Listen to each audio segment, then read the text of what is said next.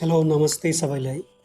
आज म तपाईहरुको बीच यो एउटा बक्स अनबक्सिङ गर्न जाँदैछु because today I received it from Flipkart and let's see what it is inside. First we will cut the tab पहिले बजे काटौं अनि यसको यसलाई खडा गरौँ अनि फेरि अर्को पट्टि पनि काटौँ। Let's open it. We'll see what is inside. Tan tanan, because I have booked the flower pots from Flipkart and this looks quite amazing. यो साँच्चै नै राम्रै अझै रहेछ नि भित्र। निकालौँ त यसको पनि हेरौँ के छ यसको। ठिकै रहेछ। अरू छ कि भित्र?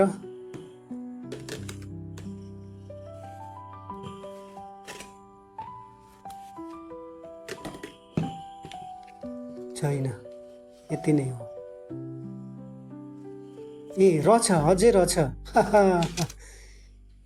Thank you Flipkart, because whatever I booked, everything I have received it. Thank you so much. Flipkart लाई म धन्यवाद दिन चाहन्छु। ल त लेट्स काउन्ट।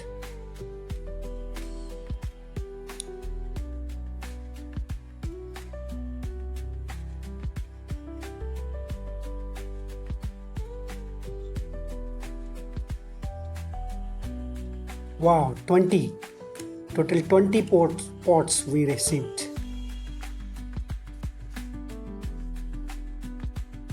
अब यसको स्ट्रेंथ टेस्ट गर्ने हो। यसलाई लुक्याएर हेर्ने कस्तो खालको रहेछ, यो बलियो छ कि छैन। Let's see. Yeah it's looks quite good and the holes are okay, किनभने पट्समा होल्स भएको हुनुपर्छ because it's very important for any plants to grow well, because drainage system भएन भने राम्रो पट्स राम्रो हुँदैन। र यति नै हो। Thank you so much guys. धन्यवाद सबैलाई। यदि भिडियो राम्रो लाग्यो भने सब्सक्राइब गरिदिनु होला।